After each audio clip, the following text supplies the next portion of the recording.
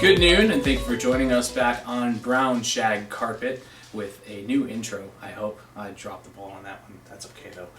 This is the second week. Right. You always expect changes in the pilot Ordinary. episode. Ordinary. We're on shag carpet, come on. Yeah. With And now we got chairs. With better shorter chairs. I don't Which- think they're better, but I've lost to the males in the room. Well, I mean, you got a better the chair. 50-year-old I'm trying to match the 70s vibe that we have. We got it going. That was the 70s. Wow. Was, and kudos on the That new means- 70s style intro, by the way. That's Thank you. fantastic. Yeah. Thank you. 70s. That's 50 years ago. When we were born. Man, that's, yeah. 50 years ago. It's not And quite 50 years ago. Not all of So it. many minutes Wow. closer to me being in trouble with you and Lori. I think you're there. That's how we know it's time to start. Cool. Crew's in trouble. Time to start. So have you ever thought of the guy who named tools? This bothered me. I was actually in the shower the other day. Not that you guys need that to thing know you that. that thing portion. you drive a nail with was started by a rapper in the late 80s, early 90s. Yeah, MC. He had That's special it. pants. Yeah. You can't touch this. I had parachute pants. So I was They'd thinking squeeze this you was when you walk. bothering me the other day while I was in the shower. It was one of those I'm like washing myself and then all of a sudden I'm like, what? Who named a saw? Because that is like a verb. Like, did you saw a saw, or did you seen a saw, or did you see a saw? And in that case, a C is a saw because up and down. Do you know Such what a I'm great saying? intro for a video on etymology and the history of words. I Fortunately, don't that's speak English. not what we're doing. Wow. Wait. Well, the reason I asked that is because the topic for this week is conversation tools. Yes. And I did not conversate very well just now. So maybe Conversate. you two could teach me a little bit more of how that would work. Well, let me first own the fact that I already messed up the plan for this series by saying, hey, we need to talk about some stuff, some tools, before we actually talk about the emotions. And so now it got rewritten, and I'm sorry. So So what if we you're watching promised last these- time from episode 1, Right. yeah, that'll start next week. So if you're But watching anyway. these back to back and you showed up here expecting the first in the Como se dice How Do You Say series, then you need to know that It that's is. coming. It's just another preparatory one. Right. And this these is are now a tools you'll need for that. lesson on patience It's- instead of how do you say. I'm really good at giving people opportunity to practice patience. Yeah. I'm very good at that. So we actually decided that if we're going to launch you out to have these important conversations, that one of the things that we should be giving you is a series of tools to facilitate those conversations in your family. And the first of those tools that we want to give you is a way to sort of begin the habit. Because if the only time your kids and your families hear you talk to them is when you have a massively loaded subject that you want to talk about, nobody's going to look forward to that. It No. probably, if you take nothing else from this series, take that what we're talking about is something that should be a part of your everyday, ordinary life, not just when you have something critical to bring up. Because Which is funny because it is our senior pastor, Mark, and his wife, Fonda Kay, who are always talking about conversation starter cards.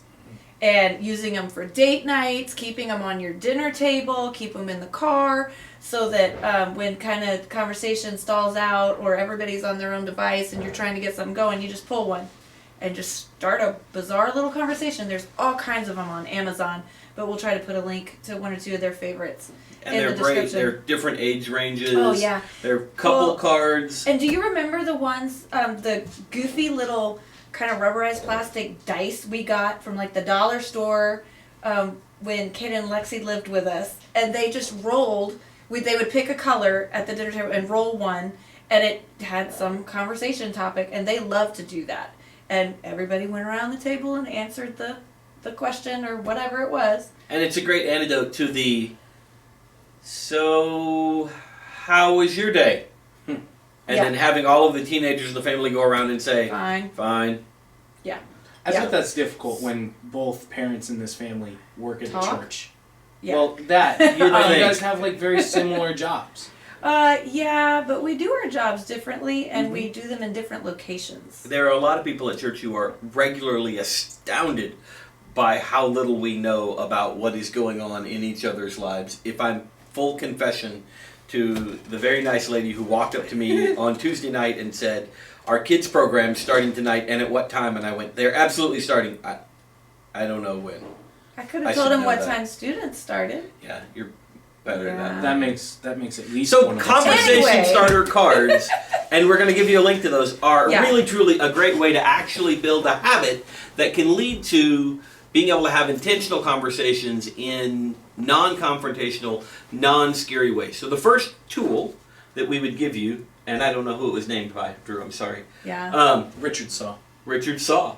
By I made so that conversation starter cards. We'll give you a link to those. The next thing that we should show you is really an interesting tool for more difficult conversations, and some of the things that we're going to talk about probably are going to be more interesting, more loaded conversations. And this is a tool that comes out of Lori and I's therapeutic training for our therapeutic foster care kind of stuff, and has been really a useful tool for us. Yeah, and we'll share the link to this image in the description, and as well as to the article by the Gottman Institute. It's called the Anger Iceberg, and it's just the reminder, or the truth, that anger is just the tip of the iceberg. It's always a cover emotion, a secondary emotion, and it's not actually what's being felt. It's the expression of what's being felt. And so this iceberg has all these other different emotions underneath that when you or your child or whomever is upset and angry, expressing anger,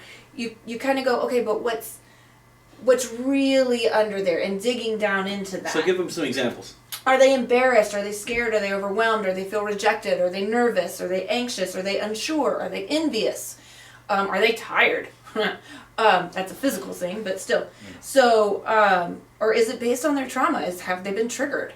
So this is really, really good. And sometimes in our house, we'll even pull it out and go, all right, I need you to read these so that you can tell me what you're feeling. Because in that moment, they can't come up with that word. So you just used a word that I actually want us to talk about as a segue into the other thing that you're holding. Okay. But you heard her say triggered, and if you're like me, you've watched 1,000 meme jokes about people being triggered. Yeah. It's overdone. Yeah. I will grant you that it's overdone. But if you understand that what that word actually means is, we've taken a thing and made it happen to you where you flipped into a lower processing portion of your brain, Yeah. where you're now trying to do logic in the midst of a legitimate fight or flight response, and that's not going to be as effective. If you know that, then you can actually process how we do that. So Drew, thank you for the reminder that we're is our closing time. in on our time. Yes. And let me just leave you with this one. This is another really effective tool. These are feeling cards. And they can be remarkably effective even as an adult. This is If you grew up in a house where you didn't talk about how you felt and what was going on, and now you're trying to teach little people how to do that, or your teenagers, they're just cards that have an emotion or whatever you're feeling on one side, often with a picture, because helping people understand what their faces look like or should look like, things like that. And you can play all kinds of different games with these cards, but we'll have a link for those. Yeah, it's really effective just to flip through when you can't quite put your finger on what's going on and see the word and go, you know what, actually, that is what I'm feeling. And whether you're 5 or 50, it can be really useful. So really valid tools for conversations to equip you for what's coming up next on Brown Shag Carpet. It's awesome. See you in the ordinary. Yeah. And we will see you next week. Yes. Yeah. Yeah. Next week. See you next week. We'll figure this out. Yeah. Have you ever heard the saying from the Midwest about how we cover our emotions? So in the Midwest, we don't talk about our feelings. We cover them with cheese what curds. Did you talk about? Cheese curds. Yeah. Well, in the South, we eat our feelings as well. We just cover call them it with eating our gravy. feelings. Cover them with gravy. No. Ooh, gravy and cheese curds. I think that's enough to add to the end.